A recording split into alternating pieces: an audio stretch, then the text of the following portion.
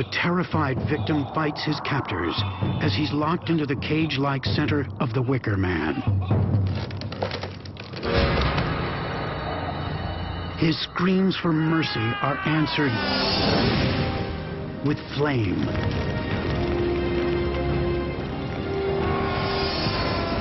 Ancient writers said the Druids burned victims for Tyrannus because they believed the stench of burning flesh helped bring the fertile summer rains that made the crops grow. The screaming agony of the victim in the Wicker Man was part of the ritual. We're talking of theatre, spectacle, the need for the community to see this whole thing happening, and of course the more you struggle, the better the theatre. The victim's struggle could have lasted a long time.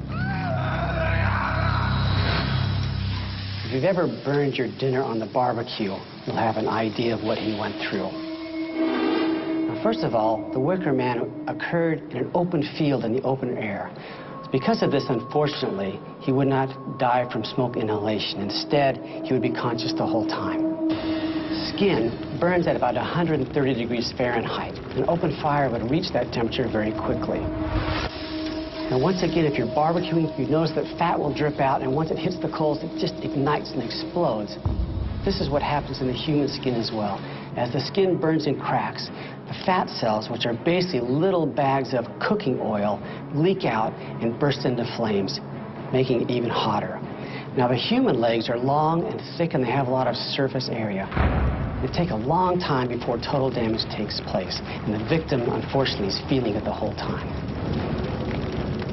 It's just a nasty, ugly, horrible way to die. Druids performed human sacrifice for centuries.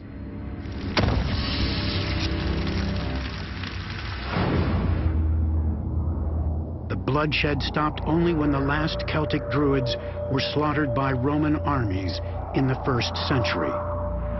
They died taking their secrets with them.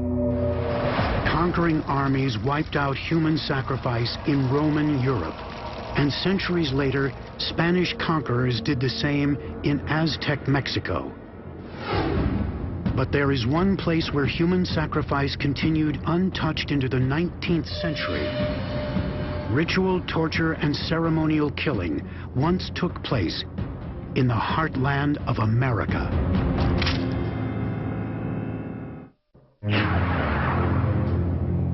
This is all that remains of one of the largest pyramids in the world. Its base is larger than the Great Pyramid of Egypt. It is taller than the Aztecs' greatest temple. On this giant pyramid, at the center of a city of 10,000 people, a king and priest prepared to offer a life to the gods. And the site of this grisly ritual sits on the banks of the Mississippi, just outside of St. Louis, Missouri. It is called Cahokia. It is one of the most mysterious sites in America. Its inhabitants left no written records. There's no clear connection to any tribes before or after it. Yet 900 years ago, it was the greatest city in North America. Cahokia was the only city north of Mexico in pre-Columbian times. This was a city, a true city, in that it had a public area in the middle, which was a large plaza, 50-acre plaza. This massive city was home to over 10,000 people at its height, from 1050 to 1250 AD. But archaeologists overlooked Cahokia for decades, until the discovery of human remains, sacrifice racks, ritual weapons, and the skeletons of young women show that the key to Cahokia's power was human sacrifice. 1100 AD. On the peak of Cahokia's pyramid, a victim stands spread-eagled on a rack. They're simple racks. to which a person could have their wrists and their ankles tied in sort of an X pattern.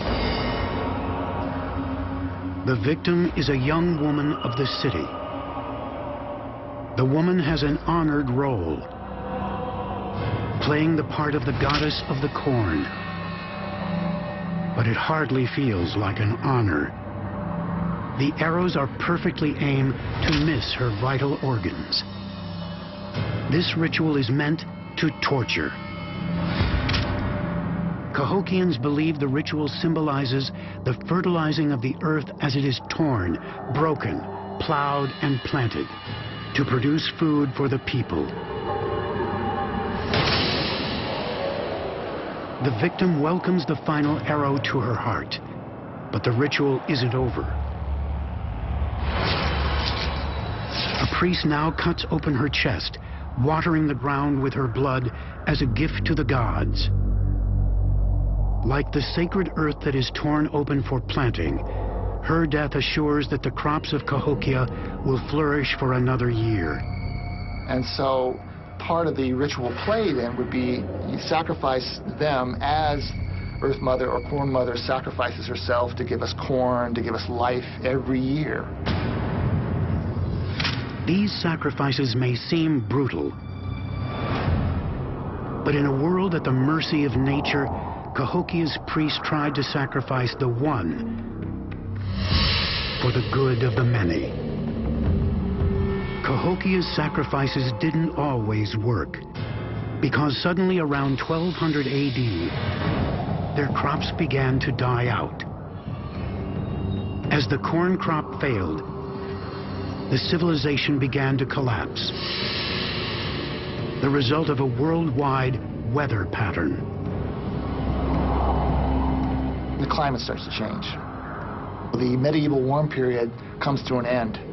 During the same period, unfortunately for the Cahokians, weather turns a little cooler, moisture patterns shift, and all of a sudden you can't produce the surplus corn that they used to produce as a matter of course.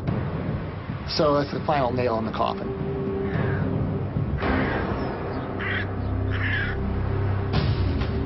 To a scientific world, climate change explains the collapse of crops.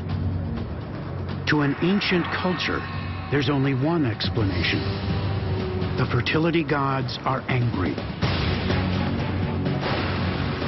No matter how many women are sacrificed, the corn refuses to grow.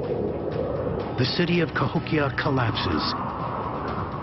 By 1300 AD, it is completely abandoned.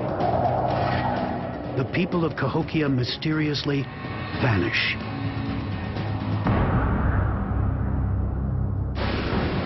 But sacrifice in North America didn't stop. Cahokia's sacrifices were found intact as late as the 1800s, as another tribe splashed the blood of victims to satisfy the corn goddess.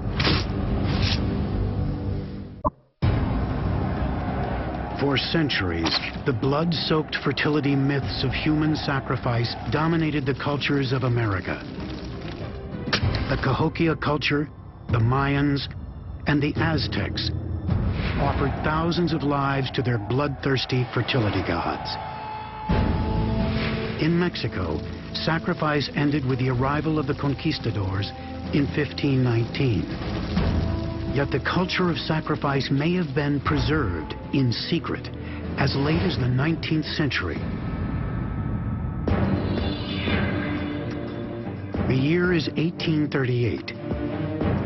President Andrew Jackson has just left office. The first railroads are making their way west. And Texans have recently lost the Battle of the Alamo. And not far away, on the American frontier, a gruesome ritual is handed down nearly intact from prehistory. It is a sacrifice by the Pawnee tribe of the American Plains, nearly identical to Cahokia sacrifices